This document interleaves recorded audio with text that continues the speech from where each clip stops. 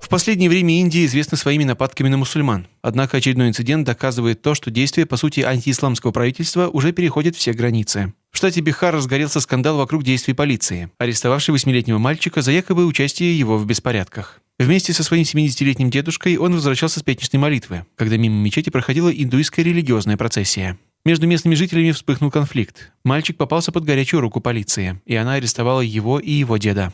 Жители Бархарии говорят, что столкновения 8 сентября начались после того, как десятки одетых в шафран мужчин с палками и железными прутьями собрались возле местной мечети и скандировали антимусульманские лозунги. Полиция сообщает, что более 2 десятков человек, в том числе 10 индусов, были привлечены к ответственности за беспорядки, покушение на убийство и нарушение религиозного собрания. Однако известно, что правоохранители для того, чтобы задержать маленького мусульманина, нарушили закон страны и в документах указали, что ему 13 лет. Так как в Уголовном кодексе Индии говорится, что действия ребенка от 7 до 12 лет не могут считаться правонарушениями до тех пор, пока ребенок не достигнет достаточной зрелости и понимания, чтобы судить о характере и последствиях своего поведения.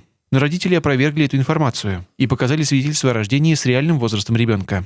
Мальчик целую неделю пробыл в следственном изоляторе вместе с опасными преступниками, после чего его выпустили под залог. Когда родители встретили сына, оказалось, что все это время у него были связаны руки. На протяжении нескольких дней он плакал и просился домой. Многих повергла в шок эта история. Политики страны также выразили свое негодование по поводу инцидента.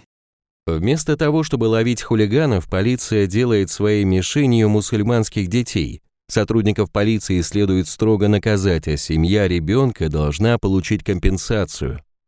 Ранее в СМИ появлялись заметки о том, что Индия стала одной из самых опасных стран для мусульман и христиан в мире. Их преследуют физически, психологически и экономически. Кроме этого, принимаются законы, криминализирующие их религиозные обряды, пищевые привычки и даже бизнес. Как сохранить и приумножить свой капитал в кризис? Так называется бесплатный мастер-класс эксперта в области халяль-инвестиций Кумара Мухамедзянова. Очень полезная и актуальная информация в наше время. Переходите по ссылке, не пожалеете.